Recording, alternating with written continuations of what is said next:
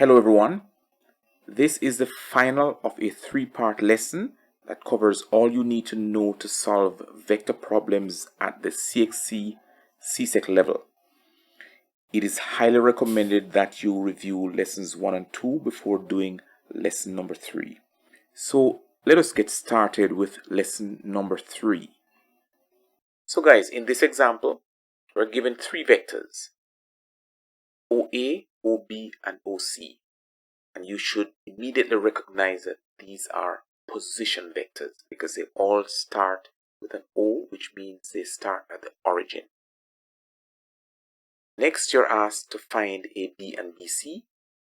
And then finally, you are to determine whether the points A, B, and C are collinear. So let's just write what we have. So we have OA is equal to 1, negative 1. We have OB is equal to 4, 2, and finally we have OC, the last position vector given, equal to 7, 5. So let us make a simple sketch. So I'm going to start with a point at the origin. So my origin O is identified. That's my starting point. And OA is 1 unit to the right, 1 down. So A is somewhere here. B is 4 units to the right, 2 units across. So it is B is somewhere here. C is 7 and 5, so C will be somewhere here. Just making rough sketches here. This would be A, this would be point B, and this would be point C. So now we need to draw the vectors from O to A, O to B, O to C. So let us do that. So here's my first vector, OA, second vector, OB, and the third vector, OC. Let us properly label our vectors. So we attach an arrow to indicate this is going from O to A, O to B, and O to C. So let's call this one O to A, the vector. This is O to B, and this is O to C. Question number 1, which says find AB and then find AC. So what is AB? AB is the vector going from A to B. That's this vector, AB. We need to find it. So we're at A, we'll walk to O, then we'll walk to B. So A to B, the first vector we're asked to find, is simply going to have us going from A, that's where we're starting from, to the origin. Then we go from the origin to point B. That's the walk we're going to take. And we have values for these vectors. Yes, we do. We need the vector AO. We know that AO is equal to negative OA. We've done this many times before, so we're just going to write it here. So this is equal to negative OA plus OB, and we can rearrange by putting the positive vector on the left, negative vector on the right. So it just means I'm going to put this one here, so it's going to be OB minus OA. That is just for convenience when I'm subtracting the vectors. So we can then write it's equal to, I have a value for OB, it's 4, 2, and I'm going to subtract OA, which is 1, negative 1. So I'm subtracting a negative number, it's much easier. So 4 minus 1 is equal to 3, and 2 minus a minus 1 is also 3. So vector AB is equal to 3, 3. The next vector we're asked to find is AC. So let us go from A to C. So the vector AC is this vector. And we are at A. We want to end up at C. So how do we get there? Go from A to O. And then I'll walk from O to C. So I can write A to C is the same as going from A to O and then going from O to C. That's the path I'm going to take. So we can write the negative of OA plus OC. Just rearrange and we'll have OC, their vectors, minus OA. It's convenient for me just to rearrange these. It simplifies the arithmetic. So that becomes OC 7, 5, subtract 1, negative 1, and that's going to give me 6, 6. So I can write, so I now have the vector AC is equal to 6, 6. We now go to question number 2. Now we need to show or to prove that A, B, and C are collinear. Now, if points are collinear, they satisfy two conditions. One, the vectors connecting the points must be parallel. The vectors must share a common point. So we now need to test the vectors to see if they satisfy these two conditions. Are they parallel? Okay, so we have vectors, and I'm going to redraw here just to illustrate. If these are points A, B, and C, then we have a vector AB, we have vector BC, and we have this one all the way from A to C, vector AC. So we have three possible vectors we could use in our analysis. We could look at AB being parallel to BC, or we could look at AC being parallel to AB, or we could look at AC being parallel to BC. Any of these can produce our result. So if you note that we already have vectors AB and AC, so let us test whether these two vectors are parallel. So recall that if two vectors are parallel, they are related by a constant, which means that AC would be a constant multiple of AB. In other words, if these two vectors are parallel, the single test is that AC is a multiple of AB. So we know that AC is equal to 6, 6, and we know that AB equal to 3, 3. We found those earlier. So if we examine the vector AC, we can say that the vector AC is 6, 6. But we could take a factor of 2 and say it is 2 times a vector of size 3, 3. We note immediately that AB is a vector of size 3, 3. So we could write then that this is really equal to 2 times the vector AB. That is, vector AC is a multiple of the vector AB, and this is our condition for the vectors to be parallel. So we have satisfied condition number 1, that the vectors are parallel. Do they share a common point? Well, if you notice that point A is common to the vector AC, and point A is common to the vector AB. So point A is common, so yes, they share a common point. Both conditions are satisfied, so we could conclude that A, B, and C are collinear, which means they all lie on a straight line. Hoping that you all got that. Let's head on over to number 4. So in problem number 4, we're given 2 points, R and S. Here we are asked to find OR, OS, and RS. So before we start getting all bent out of shape, let's just put what we know down on the board. So in the first instance, we have point R with coordinates 2 and 3. We have point S with coordinates 6 and 1. And we are asked to find OR, OS, and RS. That is our first task. Okay, so let's start by identifying a common point O, which is really our origin. So let's just start the point O, and we know that the vector OR, the position vector, is 2, 3. The position vector for S, which is OS, is going to be equal to, it's extracted here, so it's 6, 1. And we will need to determine RS. So let's identify the position vectors on a simple sketch. So OR, the vector going from O to R, 2 and 3. So it is about here somewhere. That's the point R. So let's draw the vector. and identify it as the vector OR. And then the vector OS is 6, 1. So it is a little further out and lower down. So it's in this region here. This is S. Let's identify the vector OS, its direction. Of course, this O represents our origin. So this is what we've been given so far. And we're asked to find the vector going from R to S. This is not a challenge. We have done this many times before. So R to S, all we need to do is be very careful of the direction. It is going from R to S. So we write it's going from R to S.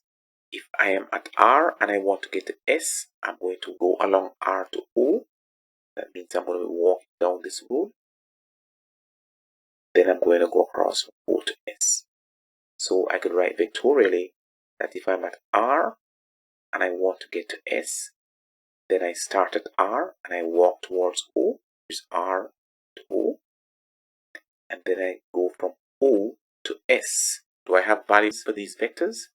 Well, I have OR as 2, 3, and I want RO, but that's not a challenge because I know that OR and RO is the same vector going in opposite directions. So this is the same as negative OR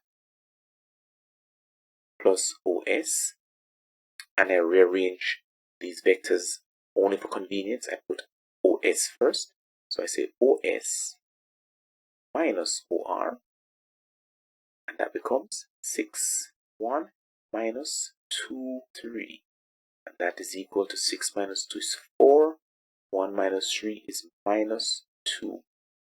So I have RS is equal to 4, negative 2. Okay, so I have determined OR, OS, and RS, all three in part 1 of question number 4. Part 2, it says if OR is equal to a vector TS, find OT and state the coordinates. Okay, so first of all, let us visualize what that looks like. This is OR. So if we have a vector and it is explicitly stated as an equal vector, we know an equal vector has the same size, same direction. So TS is essentially parallel to OR and going in the direction of S. So it has to be a vector that's down here, that's parallel to OR, going in the same direction as OR. So this is our vector TS, and TS, if it is equal to OR, then it's identical to OR. Let's put the point T here. This is the vector going from T to S. So we know where the point T is.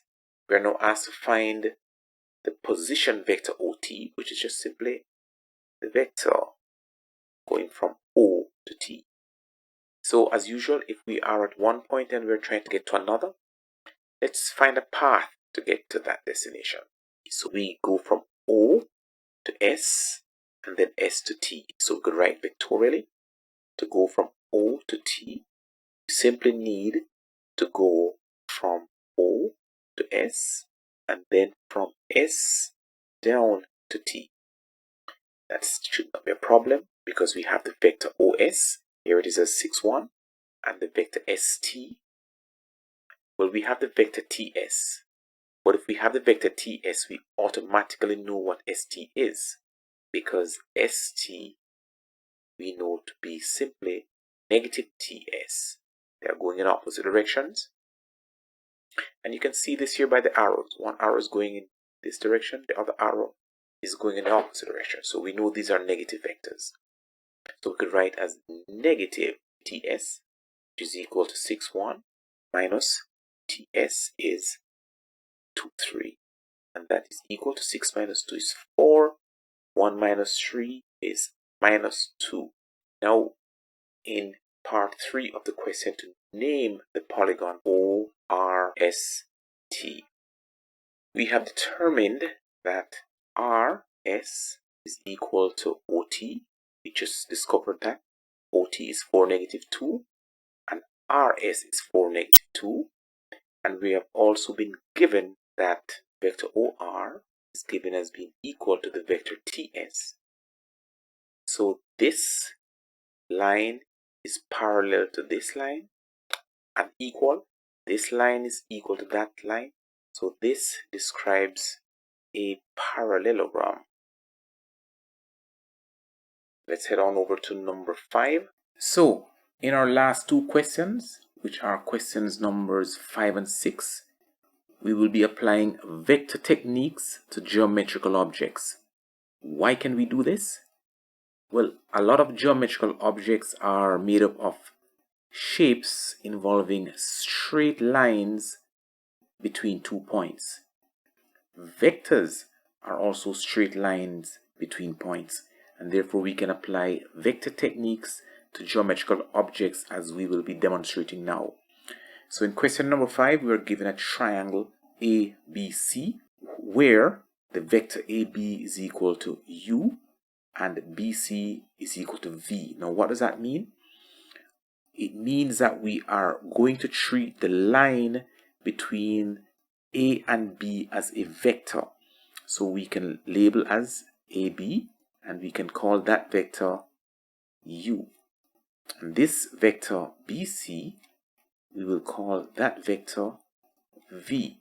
So our first task is to find AC in terms of U and V. So we're also treating the line between A and C as a vector. So let us label that as well. So this is our vector AC, and we can write AC is equal to AB plus BC.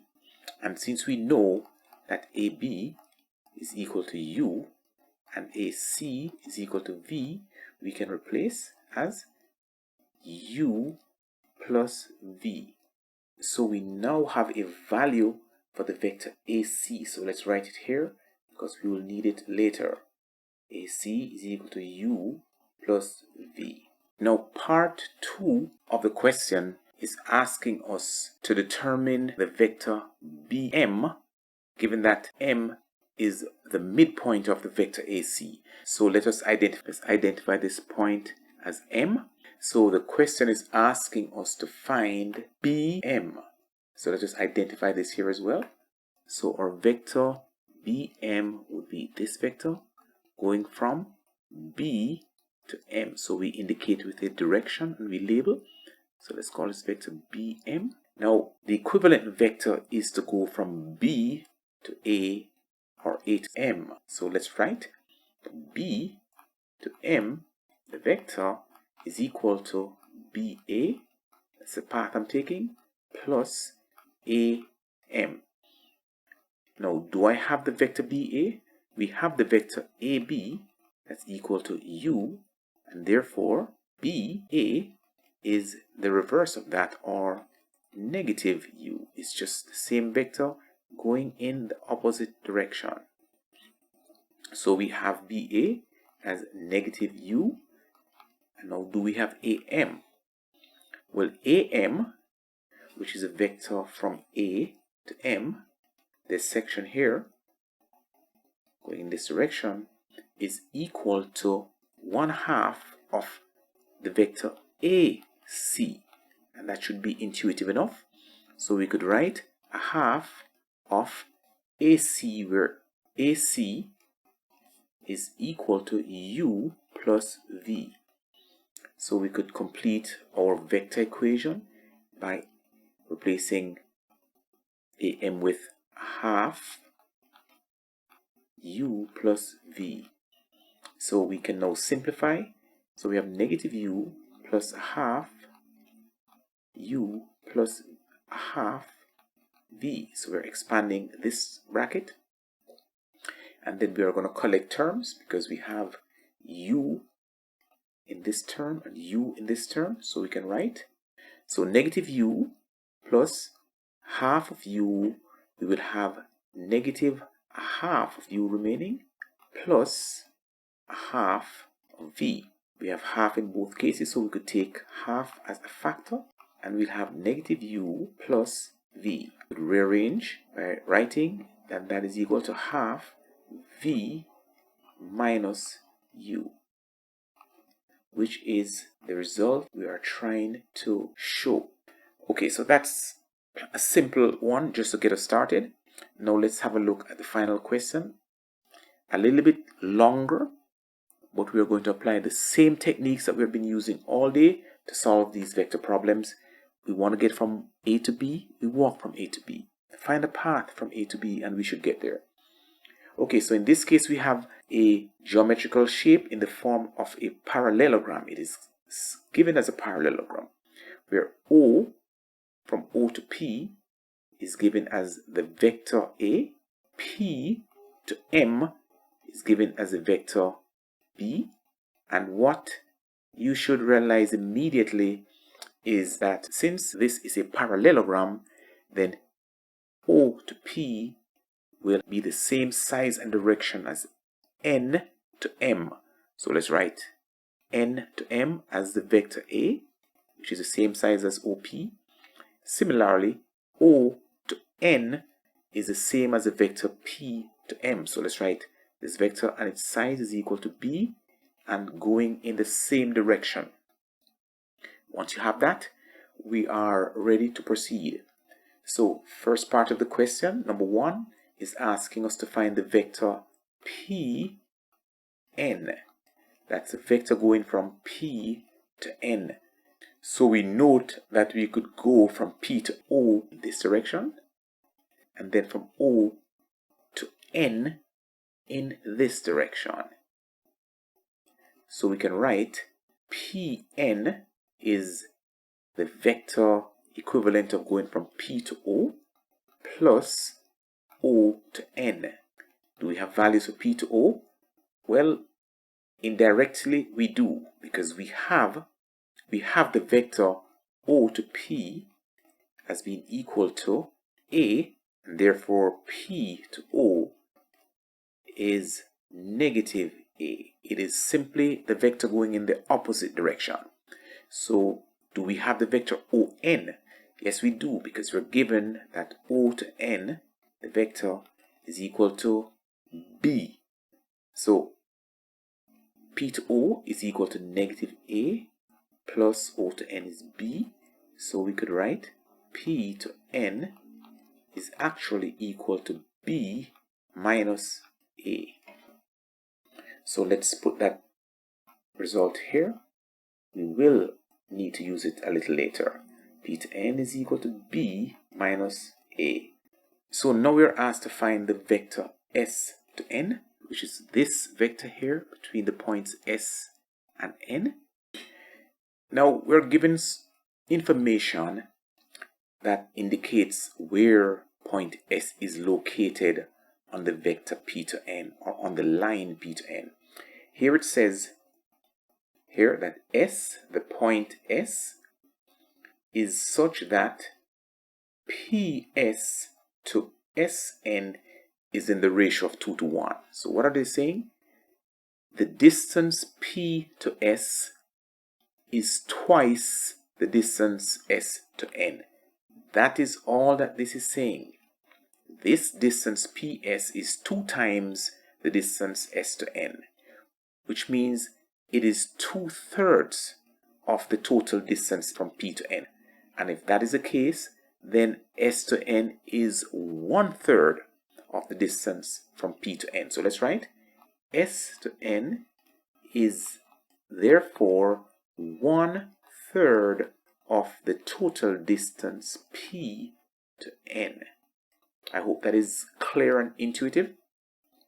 P to N is the total distance. S to N is 1/3 of it. Okay, so now do we have a relationship for P to N? Yes, we do. So let's write, therefore it's equal to 1/3 of B minus A. So we now have a value for the vector S to N. So let's write it here because we will need it later. Vector Sn is equal to 1/3 B minus A. So at this point we have found the vectors P to N and S to N.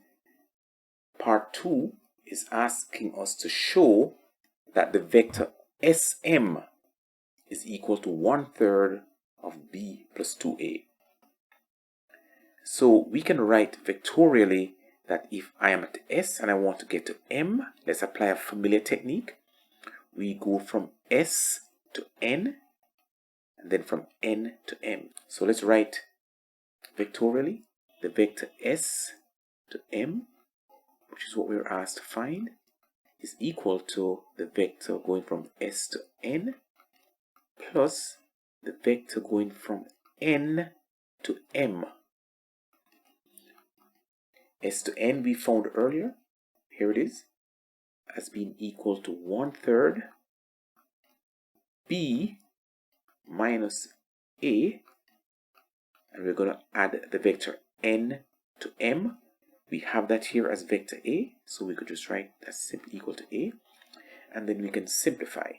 So that is equal to, let's expand this bracket, 1/3 b minus 1/3 a plus a. So let us quickly collect these terms because they're both terms in a. So we could write it's equal to 1/3 b, and then we have one apple, and we're taking away 1/3 of an apple, so we're going to be left with 2/3 of the apple, or 2/3 of a. So now we take 1/3 as a factor, and we are left with b plus 2a, which is what we set out to show. So part 3 of the question says that if the point T is the midpoint of ON, so let's just write that down. So we're looking for the midpoint here somewhere. Let's call this point T. So if point T is the midpoint of ON, which is a halfway point, we are to show, or rather we are to prove, that the points T, S, and M are collinear. So this is T, this is S, this is M. So essentially, the question is asking us to show that if we were to project the line from S to T, they would all fall on a straight line. I'm paraphrasing what the question is saying, but that is essentially what you're doing. So how do we prove that points are on a straight line? Well, we apply a technique that we used earlier. We say that it must satisfy two conditions. The first condition being the vectors connecting the points must be parallel. So we should prove that the vectors connecting the points are parallel. And the second condition is that the vectors share a common point. So to prove that the points T, S, and M are parallel, let's just put the points down here just for ease of reference. If this is point T, this is point S, and this is point M, if I connect the points using vectors, so this would be vector TS, this would be vector SM, and of course from all the way from T to M would be the vector TM. Three vectors that we can identify. Now, if those points are on a straight line, then the vectors connecting the points must be parallel, and they must also share a common point. Let's prove those two conditions. The first two vectors we can test are vectors TS is parallel to SM. That's one pair of vectors we can test. We can also test the vectors TM and TS to see if those two are parallel.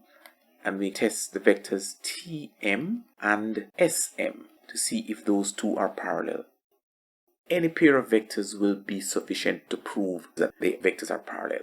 We already have the vector SM, so let us test these two vectors because we already have the vector SM.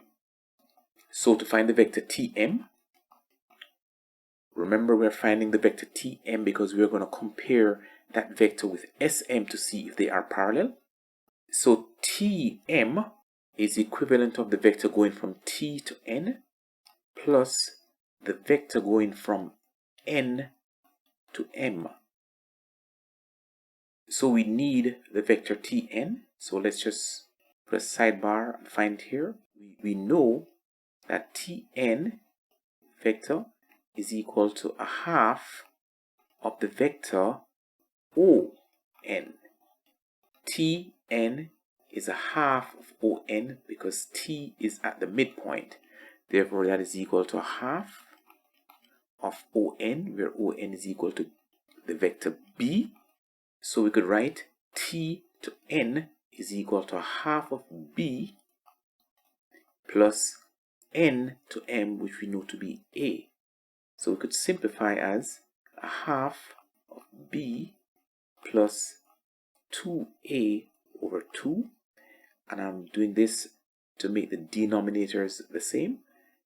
So I could write half of B plus 2A. So that's my vector Tm. So let's put that vector here because we're going to need it in a little while. Tm is equal to a half B plus 2A.